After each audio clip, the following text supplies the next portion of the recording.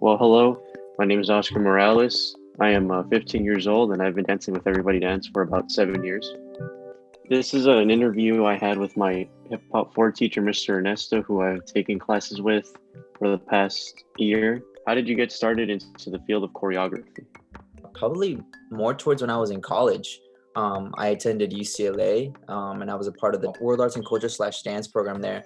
And I think I would say that's really when I really started to kind of tap into choreography and really started exploring. I think the program there really helped me open up and think differently and think outside the box when I was creating. And, whether it was more on the theater side where I was creating choreography with a deeper meaning and trying to tell a story, or even just creating choreography just because it's fun and it's hype and it's exciting. Because I know that you are a successful pro dancer as well as my dance teacher. What was one of your most exciting or rewarding performances for you? I think it was 2017, 2016.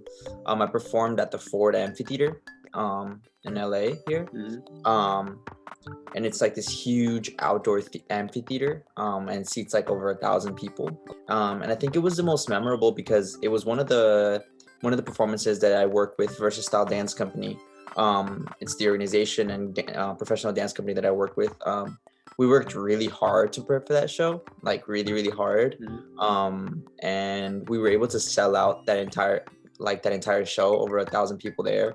And it was our first time premiering a show we call Box of Hope. I feel like I was pushed more as an artist and as a performer. And that night felt very magical for me to be on that stage and performing and sharing our art and sharing our story. This fall, you choreographed a dance for our youth performance company too. When you are choreographing, where do you get started? I think it depends on the group I'm working with, whether they're older, whether they're younger, the level of the dancers as well. I think it kind of varies. But usually I think a process that I really like to use is I like to create sections. So I'll create a section of maybe 4 counts, and that's like section A, right?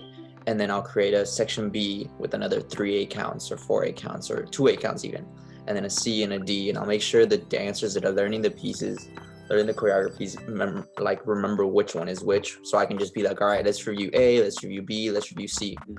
And then once I start really setting the piece, then I can be like, okay, well, this is what we're gonna do. We're gonna do A here, then we're gonna transition and do B here, and then we're gonna do C here.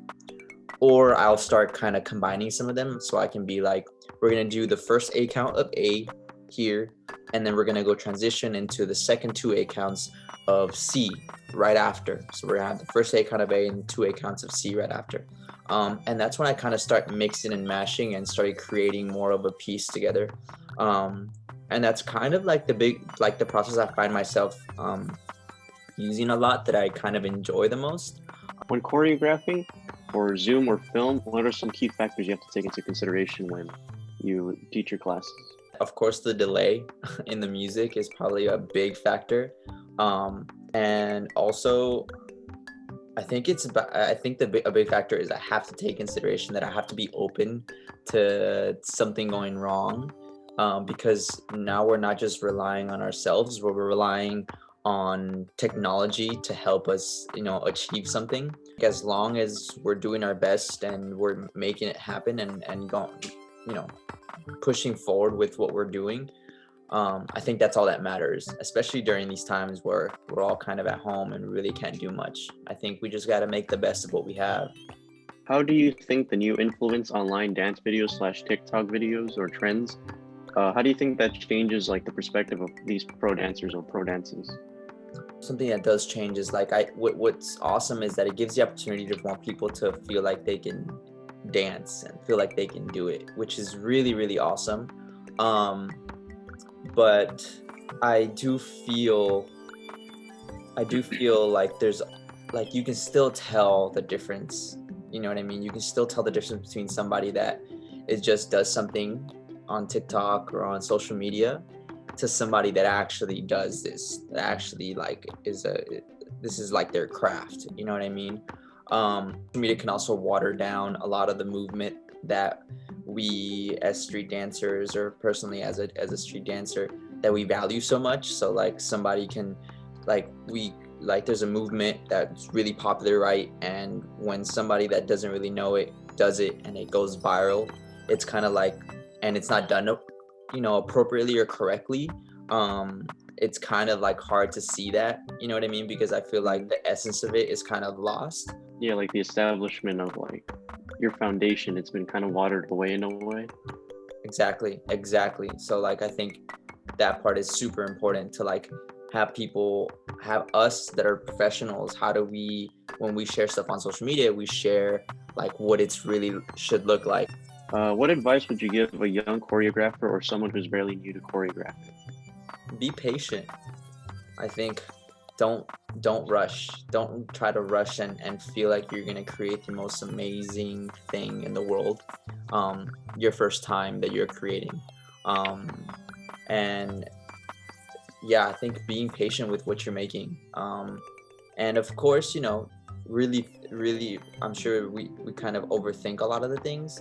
And I feel like a lot of times I'm very, like, for me personally, I can be very picky with certain things, but I think when I'm choreographing, there's only so much I can change.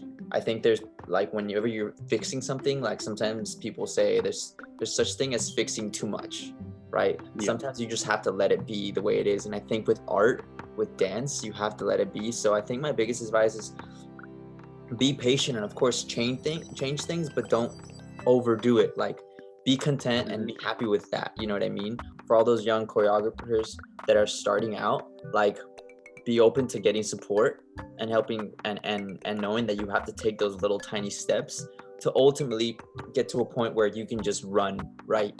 And that by that I mean, like, you can really just choreograph something on your own and that you can really push the level of it. So yeah, just be patient. Don't rush things. Take your time. Yeah. Understand where things come from and keep that legacy and history alive, but at the same time, make it your own and be yourself and show everyone in the world who you really are through this dance. All right. Well, thank you, Oscar, for this. I had a good time sharing my story with you, and yeah, I hope you enjoyed it. Thank you as well, mister.